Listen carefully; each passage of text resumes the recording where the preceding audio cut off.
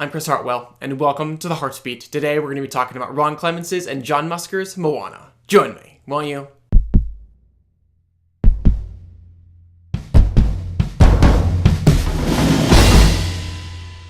So, in Moana, we meet Moana of the lush island paradise of Motunui, which, as the film begins, is becoming much less so due to an ancient curse incurred by the demigod Maui. So, quite literally guided by the call of the sea, Moana embarks on a quest to find that demigod and set things right. Now, in a recent review of mine, I did receive a fair amount of flack from a close friend of mine for not fully praising that film's visuals. Visuals that not only wowed the eyes with their creativity and uniqueness, but also captivated and engaged the mind as they beautifully connected to that film's themes and narrative. So Josh, I will start my Moana review out by saying that this film, like so many Disney films before it, really utilized its visuals in a fantastic way. Though I really shouldn't be so Disneyist about it because so many animated films from so many different studios have, for the last 100 years, done what Moana did with color and light, selecting, tailoring, sculpting, and presenting only those that perfectly correlate with the emotional, thematic, and narrative journey of the film.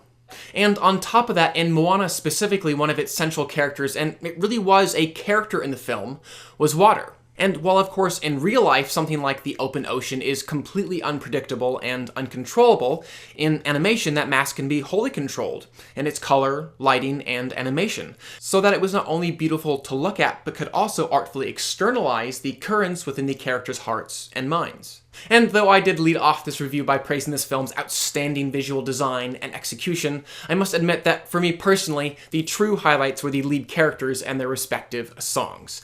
When I heard that Dwayne "The Rock" Johnson had been cast as Maui, this larger-than-life demigod in a Disney animated film, I was kind of over the moon because that man's charisma and joy in every single film he's been in, no matter how good or bad, has just practically dripped off the screen, and I just had little doubt that his voice would bring the same kind of heart to this film, and indeed it did.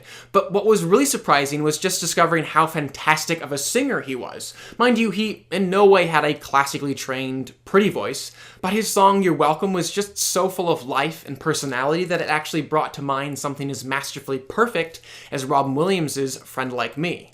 Though even while his vocal performance was outstanding, the most animated part of Maui was quite literally his tattoos, which were very creatively used to personify that character's conscience, his personal Jiminy Cricket of sorts, as well as a fantastically entertaining device to recount some of Maui's past triumphs and battles.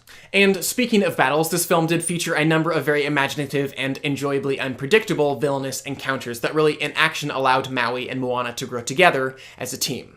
And really from start to finish, in every scene that they shared, those two were such a wonderful duo to watch, acting as perfect foils for one another. Maui helping Moana understand and embrace her calling, and Moana helping Maui understand that maybe, just maybe, it wasn't all about him.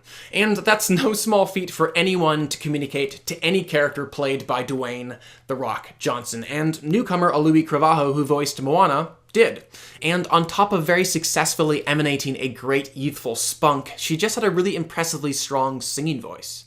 And while talking about that character, and though this is in one regard a smaller thing, I have appreciated as a husband who one day hopes to be a father, that Disney films in more recent years seem to have been just a bit more cognizant about the message that they're presenting to their younger viewers, specifically in regards to familial relationships. So to take a step back, Ariel, for example, really was just a petulant 16-year-old whose really mean old dad wouldn't let her run off with some guy that she'd never even conversed with. And then, after she did, Daddy ultimately came around and learned just how curmudgeon-y he had always been. And as we all know, Disney film messages are often most effectively communicated in their musical numbers, and when it came to the catchiness and fun of Moana's musical numbers, composer Lin-Manuel Miranda really did crush it. He really did capture some of Alan Menken's now iconic Disney sound, while also infusing this film with some of his own fresh and unique flavor. If there were any places that this film nearly faltered, one of them was just its need to communicate so much mythology and backstory, informing us, the audience, who this character was and who that character character was and who that group of people was and why this individual felt this specific way. Additionally, this film really was just full of Disney tropes. Quite often, you would at least have a hunch that this moment would lead to that song, and this external failure would lead to that internal success. And I suppose I could see some people criticizing the film for that, but I said nearly faltered because for me, I felt like the filmmakers were able to appropriately pace those information dumps throughout the film and undeniably present each of them as well as any of those Disney tropes in visually distinct and varied ways. And it's definitely worth mentioning Inner Workings, the wonderful little short film that played before Moana, as it, in addition to just being creative and cute, actually connected quite well thematically to the ideas found in the feature film that followed it, which I thought just maximized both its use and purpose. And for all these reasons, I will give Moana a 4 out of 5 and a heart. Those are my thoughts anyways on Moana. I would love to know what you guys thought of the film, so definitely comment below and let me know. Of the 3 animated Disney films that have come out this year, which one has been your favorite? We've had Moana, Finding Dory, and Zootopia. I think for me personally, the one that actually moved me the most was probably Zootopia. I really did love Moana a lot though, and the music especially was such a huge standout. And this is definitely a film that you're going to want to see on the big screen. Really gorgeous to look at. Finally though, please do subscribe. I'm going to continue to review films and television on this channel, and I would love for you to stay up to date on all of those things. But for now, I'm Chris Hartwell. This is The Heartbeat. Thank you for joining me.